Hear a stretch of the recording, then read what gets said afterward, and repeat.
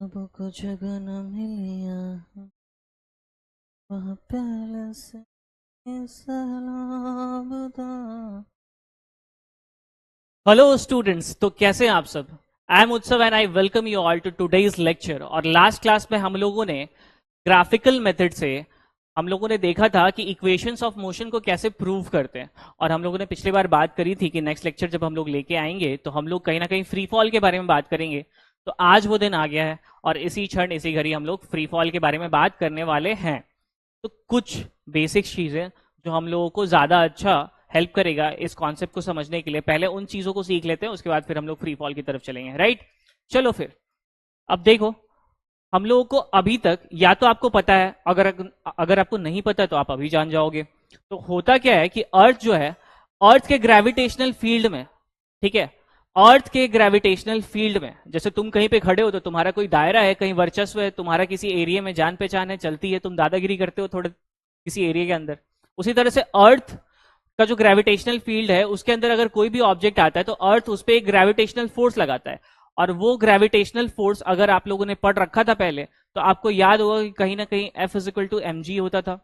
उस gravitational force का जो मैग्नीट्यूड होता था वो mg के बराबर होता था। और जहां पे m क्या होता था, m होता था मास ऑफ ऑब्जेक्ट, यानी कि जो ऑब्जेक्ट है उसका मास ले लो। और g क्या होता था, g होता था एक्सेलरेशन ड्यू टू ग्रेविटी। क्या ये बात ठीक है? ये पढ़ रखा था आप लोगों ने, और नहीं भी पढ़ा तो अभी पढ़ लिया ना, कोई दिक्कत नहीं है ना। तो ये चीज है कि अर्थ अपने आसपास अपने ग्रेविटेशनल फील्ड में कोई ऑब्जेक्ट उसके होगा तो उस पर लगा रहा होगा ग्रेविटेशनल फोर्स, और उस ग्रेविटेशनल फोर्स की वैल्यू होगी F is equal to m g, जहां m जो है वो मास ऑफ ऑब्जेक्ट है। यानी कि अगर एक बॉल के ऊपर अर्थ ग्रेविटेशनल फोर्स लगा रहा है तो वहां पे हम लोग बॉल का मास लेंगे। अगर एक कार के ऊपर लगा रहा है तो कार का मास लेंगे, आपके ऊपर लगा रहा है तो आपका मास लेंगे। बड़े हल्के आदमी लगते हो, थोड़ा खाओ पियो यार। अब देखो, अर्थ, मान लो ये तीन ऑब्जेक्ट है जो अर्थ के ऊपर रखे हुए हैं, अर्थ सरफेस पे।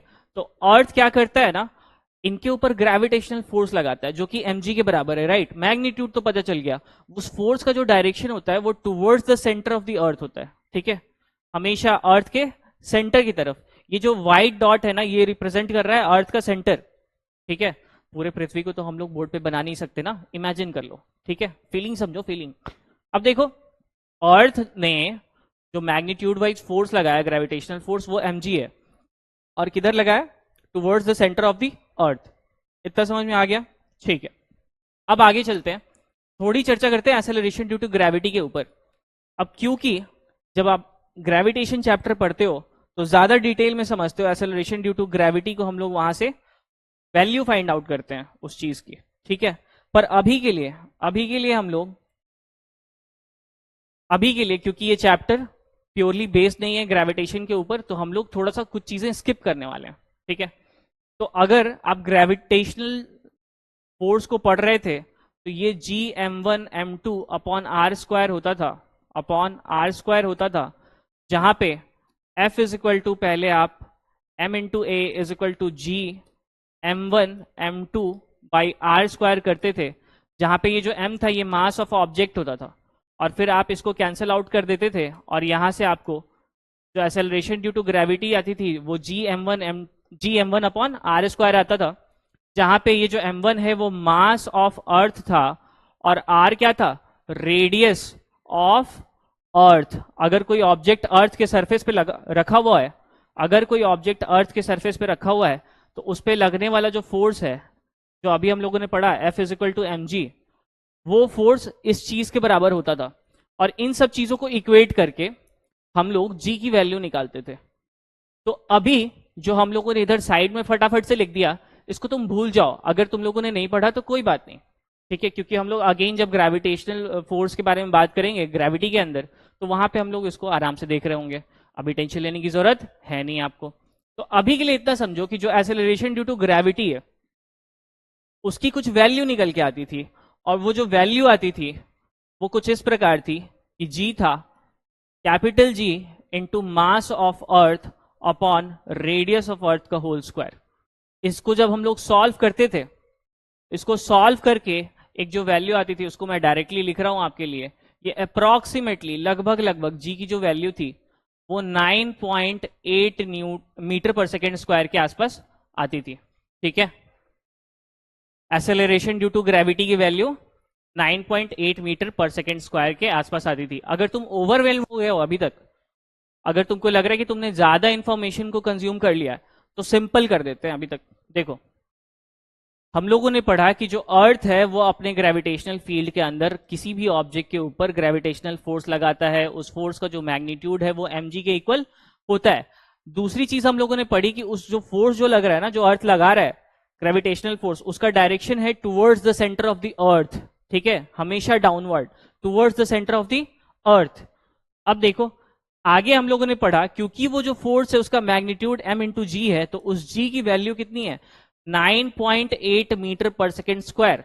क्योंकि ये जो g है वो kind of acceleration due to gravity है, और अगर तुम यूनिट देखो तो एसेलरेशन की यूनिट मीटर पर सेकेंड स्क्वायर थी, तो इसकी भी यूनिट कायदे से मीटर पर सेकेंड स्क्वायर होनी चाहिए। ठीक है, ये ऐसा यूनिट है। ठीक है, अगर तुम इसको एफपीएस में देखो, ठीक है, फुट पाउंड और सेकेंड वाले यूनिट्स में, तो इसकी जी की जो वैल्यू होती है वो लगभग होती है 32 फीट पर सेकेंड स्क्वायर। इतनी जानकारी हम लोगों को अभी तक लेनी है। अब देखो डायरेक्शन के बारे में अगर बात करें तो हमेशा कोई भी ऑब्जेक्ट जो कि हम लोग स्टडी कर रहे हैं अर्थ के ग्रेविटेशनल फील्ड के अंदर, उस पर हमेशा डाउनवर्ड फोर्स लगेगा, और वो जो डाउनवर्ड फोर्स होगा वो हमेशा mg होगा नीचे की तरफ, यानी कि mass of object into acceleration due to gravity. ठीक है, अब देखो कोई भी, या तो कोई ऑब्जेक्ट ऊपर जा रहा हो तब भी उस पर ग्रेविटेशनल फोर्स जो लगेगा वो नीचे की तरफ लगेगा, या तो कोई ऑब्जेक्ट रेस्ट पे रखा हो तब भी उस पर जो ग्रेविटेशनल फोर्स लगेगा वो हमेशा नीचे की तरफ लगेगा। डायरेक्शन आपको पता है किधर, towards the centre of the earth. और अगर कोई ऑब्जेक्ट नीचे की तरफ गिर रहा हो तब भी कोई उस ऑब्जेक्ट के ऊपर लगने वाला ग्रेविटेशनल फोर्स क्या लगेगा, mg लगेगा। अब एक बात बताओ, कोई ऑब्जेक्ट ऊपर जा रहा है और नीचे की तरफ फोर्स लग रहा है, तो हम लोगों ने पढ़ा था कि अगर डायरेक्शन ऑफ मोशन के अपोजिट फोर्स लगे तो वो रिटार्डेशन करता है, नेगेटिव एक्सेलरेशन देखने मिलेगा। तो यहां पे जो ऑब्जेक्ट होगा वो क्या करेगा, यहां पे ऑब्जेक्ट क्लोज डाउन हो जाएगा, धीरे हो जाएगा ऑब्जेक्ट। ठीक है, और यहां पे अगर ऑब्जेक्ट रेस्ट पे रखा हुआ है तो न्यूटन थर्ड लॉ हम लोग देखते हैं कि ये इसका जो एक्शन होगा, जो mg फोर्स ये नीचे की तरफ लगा रहा होगा उसका नॉर्मल रिएक्शन ऊपर की तरफ लग रहा होगा, यानी कि ये सरफेस इसके ऊपर नॉर्मल रिएक्शन फोर्स लगा रहा होगा, और उस हिसाब से यहां पे एक नॉर्मल रिएक्शन फोर्स देखने मिलेगा। पर अभी भी नॉर्मल रिएक्शन ये ग्रेविटेशनल फोर्स को बैलेंस कर लेगा। मतलब जितना फोर्स, बेसिकली तुम देखो, एक तुम हो जो कि हल्के फुल्के से इंसान हो, एक तुम्हारा दोस्त है जो मोटू सा है, और अगर तुम लोग अर्थ के ऊपर खड़े हो तो जितना ऑब्जेक्ट का मास है उस हिसाब से नॉर्मल रिएक्शन फोर्स उसको बैलेंस कर लेगा, और उस सरफेस पे तुम स्टैंड करोगे, तो जिसका जितना ज्यादा मास रहेगा उस हिसाब से उसका जितना ज्यादा नॉर्मल रिएक्शन आएगा। पर यहां ऑब्जेक्ट रेस्ट में ही रहेगा। ठीक है, और अगर कोई ऑब्जेक्ट नीचे की तरफ मूव कर रहा है तो ऑब्जेक्ट की वेलोसिटी भी नीचे की तरफ, और ऑब्जेक्ट पे लगने वाला ग्रेविटेशनल फोर्स भी नीचे की तरफ। तो इस हिसाब से अगर देखो तो यहां पे ऑब्जेक्ट के वेलोसिटी के डायरेक्शन में एक फोर्स देखने मिला, जिसकी वजह से इसका स्पीड बढ़ जाएगा, इसकी वेलोसिटी इंक्रीज हो जाएगी। तो यहां पे जो ऑब्जेक्ट होगा वो फास्टर मूव करेगा। ठीक है, मूव्स फास्टर। ठीक है, क्लियर है इतना? बिल्कुल। आगे बढ़ते हैं और हम लोग ये समझते हैं। अब हम लोग टॉपिक पे आते हैं। टॉपिक पे जब बात करनी है तो हम लोग एरिस्टोटल से बात करते हैं कि एरिस्टोटल एक ग्रीक फिलोसफर थे जिनका कहना था कि जो भारी ऑब्जेक्ट है, जो हैवी ऑब्जेक्ट है, वो जल्दी गिर जाएगा, और जो लाइटर ऑब्जेक्ट है वो लेट से गिरेगा। अगर हम लोग दो ऑब्जेक्ट्स को ले, एक हैवियर ऑब्जेक्ट और एक लाइटर ऑब्जेक्ट, यहाँ पे हम लोगों ने रिप्रेजेंट भी करा है।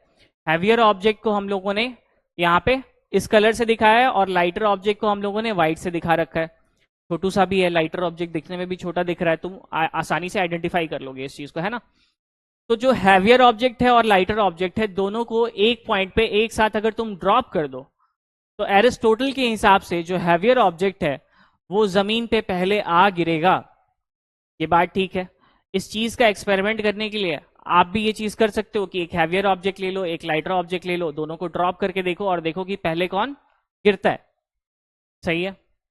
दोस्त को छत पे से फेंकने की जरूरत नहीं है, इसके लिए कोई ऑब्जेक्ट ले लेना, हर बार दोस्त की कुर्बानी नहीं देनी होती। अब देखो, ये तो एरिस्टोटल की बात थी, पर काफी साल बीत गए और फिर आते हैं गैलीलियो, और गैलीलियो ने एक चीज देखा कि अगर अगर मतलब ये जो एरिस्टोटल ने बोला ना कि हैवियर ऑब्जेक्ट जल्दी गिर जाएगा, दोनों को एक साथ छोड़ने पे लाइटर ऑब्जेक्ट लेट से गिरेगा, तो गैलीलियो ने देखा कि हमेशा ऐसा नहीं होता। हमेशा ऐसा नहीं होता। अगर वैक्यूम हो, यानी कि कोई एयर रेजिस्टेंस ना हो, वैक्यूम में कोई एयर रेजिस्टेंस नहीं है, वैक्यूम के अंदर कोई एयर रहेगा नहीं, कोई मैटर ही नहीं होगा, है ना। तो वैक्यूम के अंदर कोई एयर रेजिस्टेंस ना हो और उस केस में इन दोनों ऑब्जेक्ट्स को गिराया जाए, तो उस केस में जो हैवियर ऑब्जेक्ट होगा और जो लाइटर ऑब्जेक्ट होगा वो दोनों सेम टाइम पे गिरेगा। अजीब लग रहा है क्या सुन के?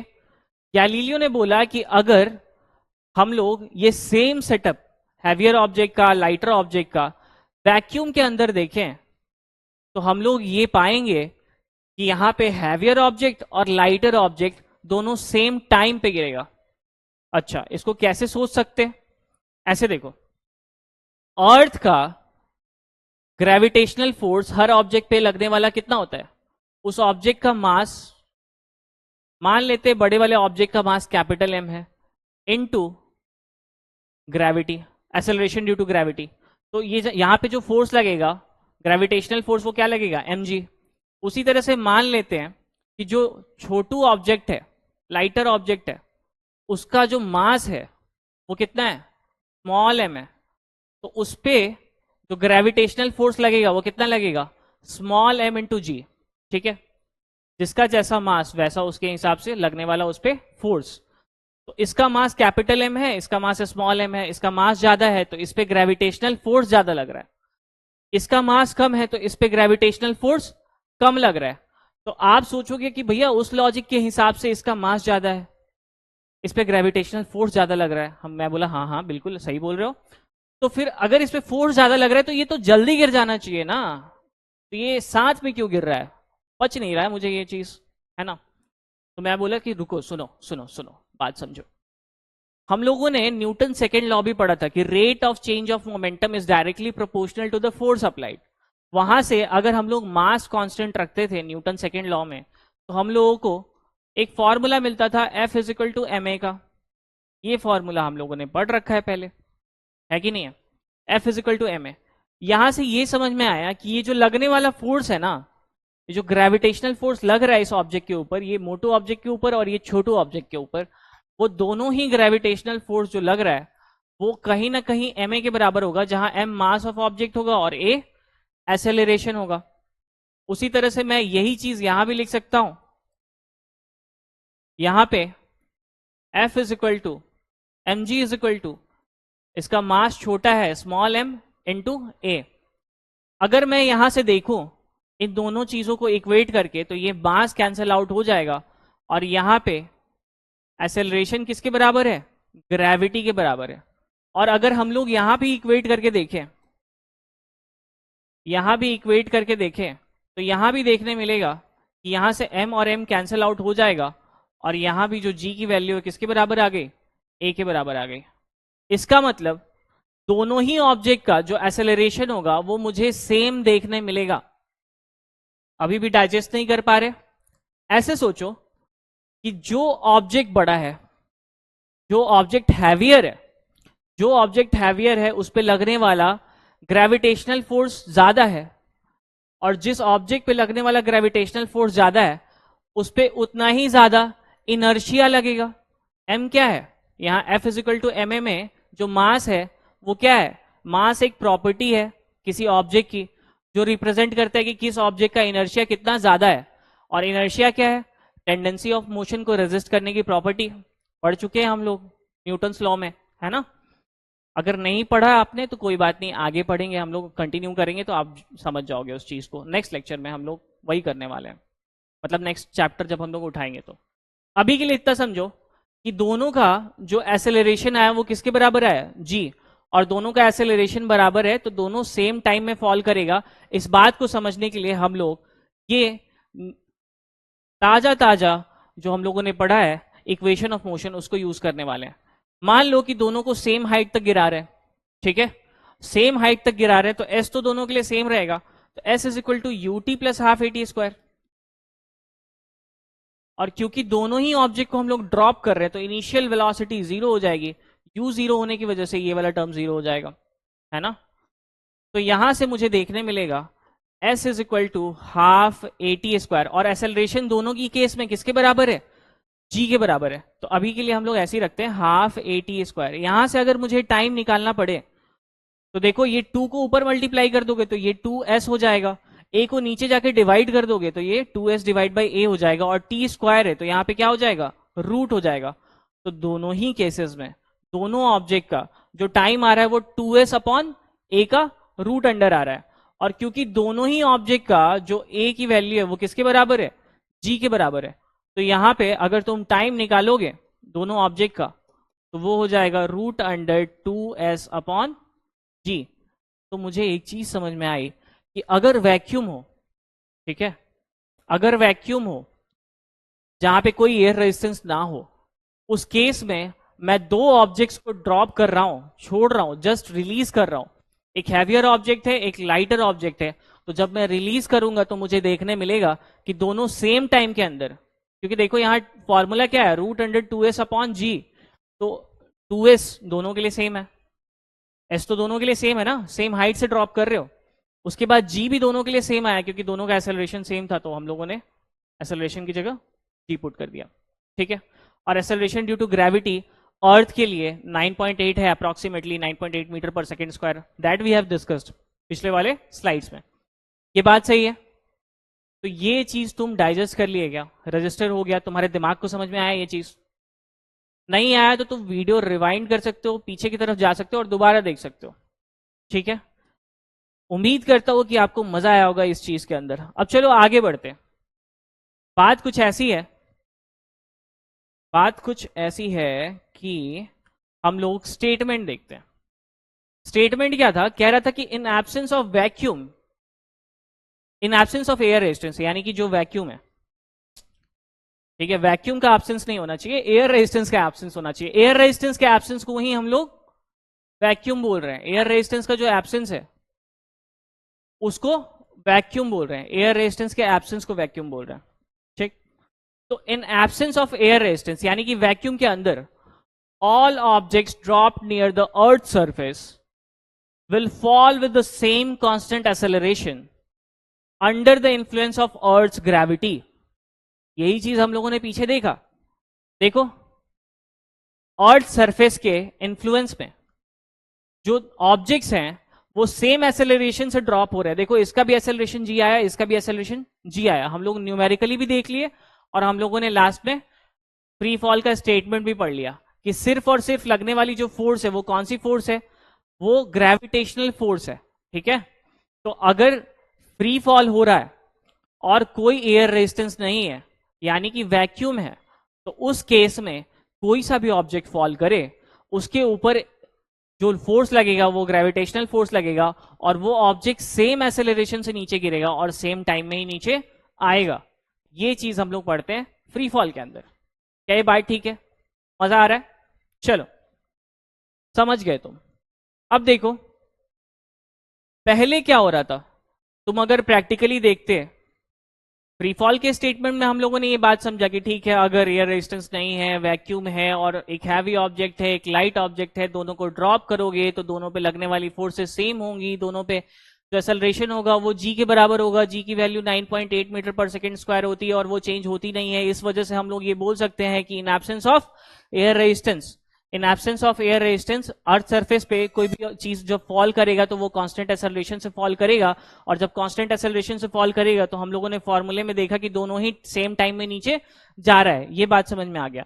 पर प्रैक्टिकली हम लोग देखते हैं कि अगर कोई एक भारी ऑब्जेक्ट को ड्रॉप कर रहे हो छत पर से, मान लो 5th फ्लोर से तुम ड्रॉप कर रहे हो किसी एक हैवी ऑब्जेक्ट को, किसी एक लाइटर ऑब्जेक्ट को, और दोनों को ही तुम ड्रॉप कर रहे हो, तो तुम देखते हो हैवियर ऑब्जेक्ट पहले पहुंच रहा है, लाइटर ऑब्जेक्ट लेट से पहुंच रहा है। बेटा ऐसा क्यों हो रहा है, क्यों ही कंफ्यूजन है ये सब? सोचो सोचो, थोड़ा दिमाग लगाओ।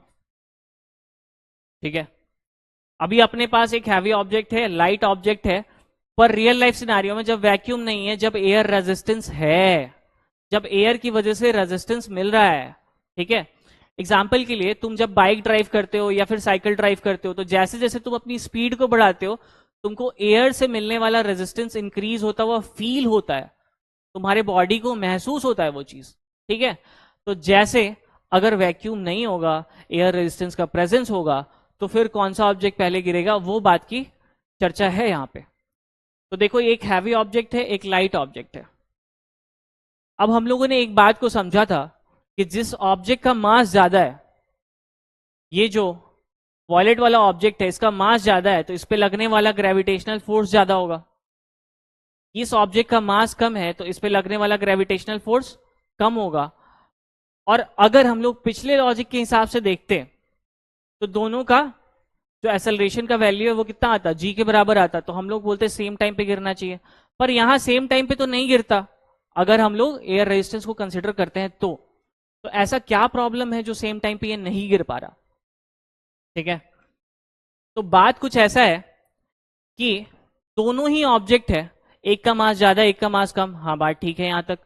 जिसका मास ज्यादा उस पर लगने वाला ग्रेविटेशनल फोर्स ज्यादा, ये भी बात सही है। जिसका मास कम उस पर लगने वाला ग्रेविटेशनल फोर्स भी कम, ये बात भी ठीक है। लेकिन जैसे जैसे जो ऑब्जेक्ट नीचे की तरफ गिर रहा है ना, तो उस पर एक और फोर्स एक्ट कर रहा है, वो है एयर रेजिस्टेंस, एयर ड्रैग। मतलब किसी भी चीज को तुम ड्रॉप कर रहे हो, या फिर तुम अगर साइकिलिंग कर रहे हो और तेजी से जाते हो, तो तुमको जैसे एयर फील होता है तुम्हारे बॉडी पे आता हुआ, है ना? जब तुम स्पीड बढ़ाते हो तो तुमको और ज्यादा फील होता है कि तुमको एयर रोकने की कोशिश कर रहा है। उसी तरह से जैसे जैसे ये ऑब्जेक्ट मतलब एयर रेजिस्टेंस के अंदर नीचे गिरेगा, मतलब एयर के अंदर नीचे गिर रहा है, यहाँ पे वैक्यूम नहीं है बेसिकली। तो जब एयर है और ये ऑब्जेक्ट नीचे ड्रॉप कर रहे हैं हम लोग, तो इस पे एयर रेजिस्टेंस एक्ट करेगा, और जब एयर रेजिस्टेंस इसके ऊपर एक्ट करेगा, तो देखो धीरे धीरे इसके ऊपर, इसके मोशन के अपोजिट डायरेक्शन में एयर रेजिस्टेंस लग रहा होगा। क्या ये बात ठीक है? इसका सरफेस एरिया ज्यादा है, इसका सरफेस एरिया कम है। अब एक बात बताओ, हम लोगों ने ये बात समझा कि जब जैसे जैसे ऑब्जेक्ट नीचे गिरेगा, तो उसके मोशन के डायरेक्शन के अपोजिट एयर रेजिस्टेंस एक्ट करेगा। तो उस हिसाब से हम लोगों को लॉजिकली ये समझना है कि कैसे जो हैवियर ऑब्जेक्ट है वो जल्दी गिरता है, और जो लाइटर ऑब्जेक्ट है वो लेट से गिरता है। तो अगर मैं आपसे पूछूं कि एयर रेजिस्टेंस किसका ज्यादा होगा, हैवियर ऑब्जेक्ट का या लाइटर ऑब्जेक्ट का, मतलब कि हैवियर ऑब्जेक्ट ज्यादा एयर रेजिस्टेंस फेस करेगा या लाइटर ऑब्जेक्ट ज्यादा एयर रेजिस्टेंस फेस करेगा, तो आप लॉजिकली तो ये सोचोगे कि भैया जो हैवियर ऑब्जेक्ट है उसको पहले पहुंचाना है, ठीक है, और रोकने वाला यहां पे एयर रेजिस्टेंस है। तो एक काम करते हैं, ये जो लाइटर ऑब्जेक्ट है उसको लेट से पहुंचाना है, रोकने वाला एयर रेजिस्टेंस है, तो हम लोग ये बोल देते हैं कि जो लाइटर ऑब्जेक्ट है उसका जो एयर रेजिस्टेंस है वो ज्यादा है। अगर लाइटर ऑब्जेक्ट का एयर रेजिस्टेंस ज्यादा होगा, तो यही तो इसको रोक के रखेगा, और जब रोक के रखेगा तो इसको देर से आने देगा, और देर से आएगा तो ये लेट से पहुंचेगा। ये लॉजिक होगा आपका, है ना? पर ये लॉजिक गलत है, ये लॉजिक गलत है, इसके अंदर एक फ्लॉ है, वो हम लोग अभी डिस्कस करने वाले हैं।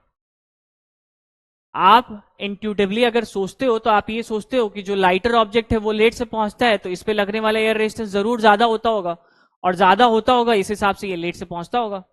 पर एक्चुअली जो एयर रेजिस्टेंस होता है वो डिपेंड करता है कि कितना ज्यादा वेलोसिटी दे रहे हो। जैसे जैसे तुम वेलोसिटी बढ़ाओगे वैसे वैसे एयर रेजिस्टेंस बढ़ेगा, और जैसे जैसे तुम सरफेस एरिया बढ़ाते हो वैसे वैसे भी एयर रेजिस्टेंस बढ़ता है। तो उस हिसाब से देखो कि अगर तुम ड्रॉप कर रहे हो तो इनिशियल वेलोसिटी तो सेम है, लेकिन इसका सरफेस एरिया ज्यादा है, तो सरफेस एरिया ज्यादा होने की वजह से इसका एयर रेजिस्टेंस बढ़ जाएगा। एयर रेजिस्टेंस का फॉर्मूला होता है ½ × ρ a v² CD, ये सब अभी पढ़ना नहीं है, बट ठीक है, अगर मोटे मोटे तौर पे देखा जाए तो एयर रेजिस्टेंस का जो वैल्यू है वो डिपेंड करेगा कि कितना ज्यादा वेलोसिटी दे रहे हो और कितना ज्यादा एरिया ऑफ कांटेक्ट है। जैसे हम लोग एरिया ऑफ कांटेक्ट इंक्रीज कर देंगे तो एयर रेजिस्टेंस बढ़ जाएगा, जैसे हम लोग वेलोसिटी को इंक्रीज कर देंगे तो एयर रेजिस्टेंस बढ़ जाएगा। तो अब एक बात बताओ, मुझे एक बात समझ में आई कि ठीक है ये हैवियर ऑब्जेक्ट है, इस पे लगने वाला ग्रेविटेशनल फोर्स ज्यादा है, इस पे लगने वाला ग्रेविटेशनल फोर्स कम है, क्योंकि इसका एरिया ऑफ कांटेक्ट ज्यादा होगा, क्योंकि ये बड़ा ऑब्जेक्ट है या हैवियर ऑब्जेक्ट है, इसका एरिया ऑफ कांटेक्ट ज्यादा होगा। तो एरिया ऑफ कांटेक्ट ज्यादा होगा तो इस पे लगने वाला एयर रेजिस्टेंस ज्यादा होगा, तो इस पे ऊपर की तरफ ज्यादा फोर्सेस लग रही हैं। देखो हम लोगों ने एरो से शो किया, इस पे 3 एरो दिखाया हम लोगों ने और इस पे 6 एरो दिखाया, तो इसको रोकने वाला जो एयर रेजिस्टेंस है वो ज्यादा है। तो तुम्हारे दिमाग में एक डाउट आ सकता है कि इस पे एयर रेजिस्टेंस ज्यादा लग रहा है, तो कायदे से इसको रोकने वाली फोर्सेस ज्यादा है, तो रोकने वाली फोर्सेस इसके कंपैरिजन में ज्यादा है, तो इसको तो लेट पहुंचना चाहिए ना, है ना। लेकिन सुनो, मैं कह रहा हूं कि एक बार ऐसे सोचो कि इन दोनों को कंपेयर मत करो और इंडिविजुअली सोच के देखो इसके पीछे का लॉजिक क्या हो सकता है। अगर तुम इंडिविजुअली देखना चाहोगे तो तुम ये बात समझोगे, इस बात की फीलिंग तुमको आएगी कि देखो अगर हम लोग लाइटर ऑब्जेक्ट की बात करें तो इस पे हम लोग अभी के लिए मान के चलते हैं कि जो बड़ा वाला ऑब्जेक्ट है, जो कैपिटल एम है ना, वो 100 टाइम्स है स्मॉल एम के। अभी के लिए हम लोग सपोज करते हैं ताकि हम लोग को विजुअलाइजेशन करने में ज्यादा आसान हो, तो हम लोग मान के चल रहे हैं कि जो लाइटर ऑब्जेक्ट है इससे ये वाला जो ऑब्जेक्ट है वो 100 गुना भारी है। तो देखो इस छोटे वाले ऑब्जेक्ट के बारे में बात करते हैं, इस पे जो फोर्स लगेगा वो क्या लगेगा, mg नीचे की तरफ, और जैसे जैसे ये ऑब्जेक्ट को नीचे की तरफ ड्रॉप करोगे वैसे वैसे इस ऑब्जेक्ट की वेलोसिटी बढ़ जाएगी। जब शुरू में रखे रहोगे तुम होल्ड करके तो इसकी इनिशियल वेलोसिटी तो जीरो होगी, लेकिन धीरे धीरे जैसे जैसे ये ऑब्जेक्ट नीचे की तरफ आता जाएगा वैसे वैसे इसकी वेलोसिटी इंक्रीज होती चली जाएगी, और जब किसी चीज की वेलोसिटी इंक्रीज होती है तो इसका एयर रेजिस्टेंस बढ़ते चला जाता है। तो धीरे धीरे करके इसका जो एयर रेजिस्टेंस है वो बढ़ते चला जाएगा, पहले कम था, धीरे धीरे जब जब वेलोसिटी बढ़ेगी तो इसका एयर रेजिस्टेंस ज्यादा होता चला जाएगा। एक टाइम पे इसका एयर रेजिस्टेंस इतना हो जाएगा, एक टाइम पे इसका एयर रेजिस्टेंस इतना हो जाएगा कि ये जो डाउनवर्ड फोर्स है, जो ग्रेविटेशनल फोर्स है, उसके बराबर हो जाएगा। ठीक है, ये जो फोर्स ऊपर की तरफ दिख रहा है वो कौन सा फोर्स है, वो एयर रेजिस्टेंस है।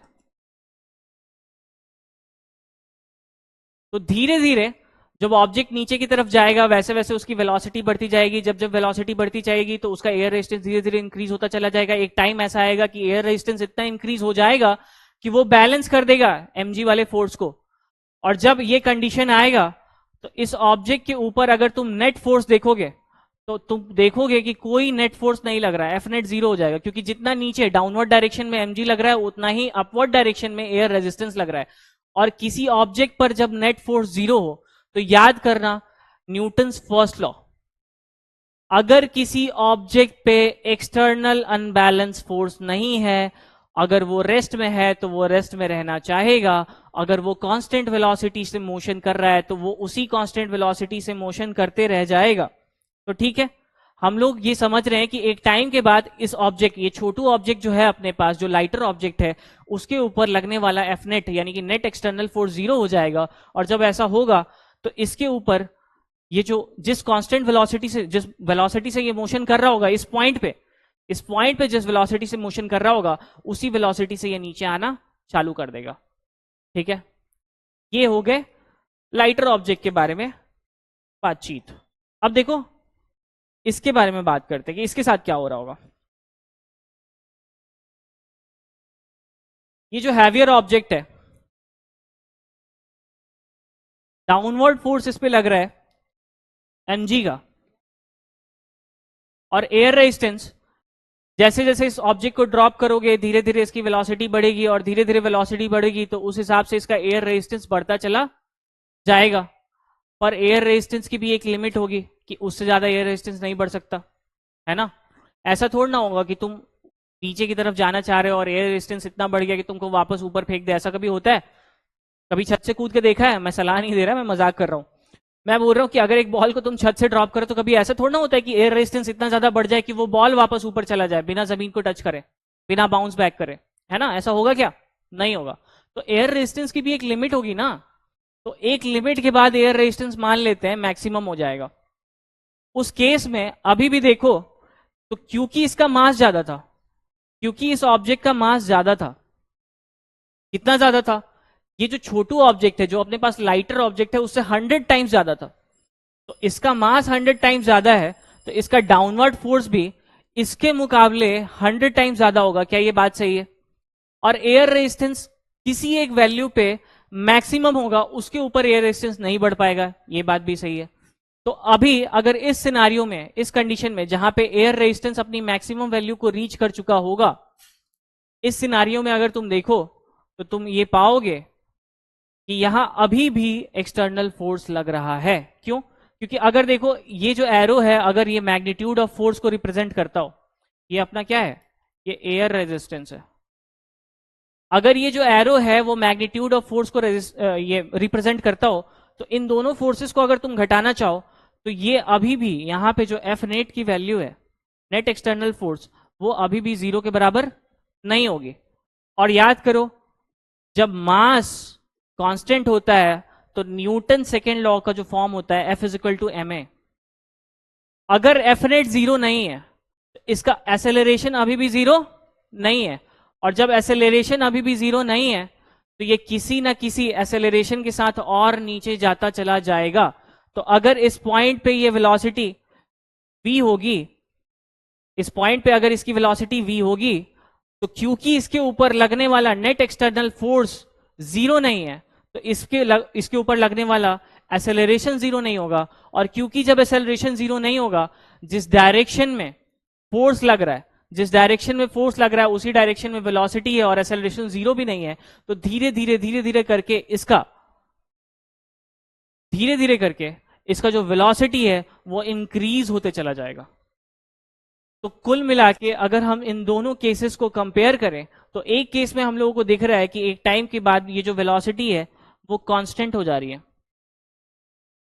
और यहां पे ये समझ में आ रहा है कि एक टाइम के बाद ये जो वेलोसिटी है वो इंक्रीज करते जा रही है। मतलब यहां पे तो वेलोसिटी कांस्टेंट हो नहीं रही है, क्योंकि एफ नेट 0 आया नहीं, और एफ नेट 0 आया नहीं तो एसेलरेशन, जो नेट एसेलरेशन है वो भी 0 आया नहीं।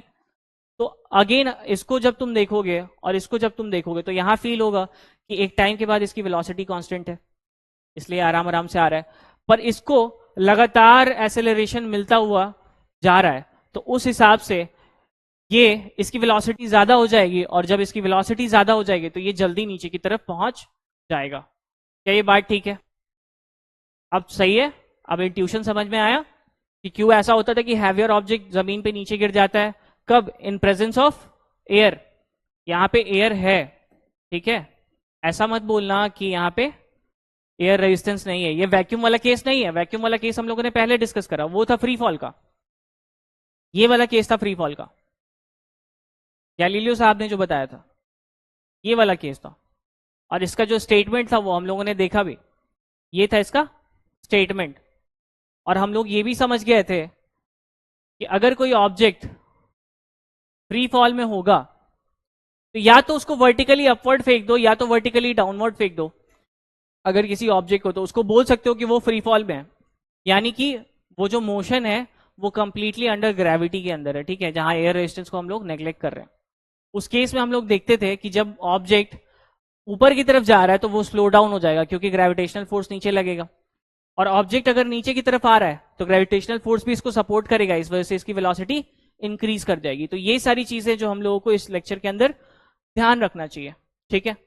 ये सारे लॉजिक को वीडियो एंड होने के बाद खुद से करके देखना, तब तुमको मजा आएगा, ठीक है? जो लॉजिक मैंने यहाँ यूज करा उसको तुम खुद के लिए रिपीट करके देखना, तुमको मजा आएगा। एक्सप्लेन करना खुद को बिठा के, या छोटे भाई को बिठा के, उसको भी अच्छा लगेगा, है ना? उसको ज्यादा साइंस मत समझाना, बट थोड़ा इंट्यूशन समझाना, सही है? तो चलो, आज का लेक्चर हम लोग यही वाइंड अप करते हैं। आई होप कि तुमको मजा आया। नेक्स्ट लेक्चर में मिलते हैं, फिर हम लोग देखेंगे कि न्यूमेरिकल प्रैक्टिस करेंगे हम लोग इस चैप्टर के ऊपर, ठीक है? तो तैयार हो जाना, पिछला जितना पढ़ा है उन सबको रिवाइज करके रखना, और थोड़ा बहुत जो ग्राफ वाले क्वेश्चन है उसको भी करने वाले हैं, और हम लोग न्यूमेरिकल्स भी करेंगे। तो बेसिकली वाइंड अप करते हैं इस लेक्चर को। तब तक के लिए मजे करते रहो फिजिक्स के साथ। चलो फिर मिलते हैं।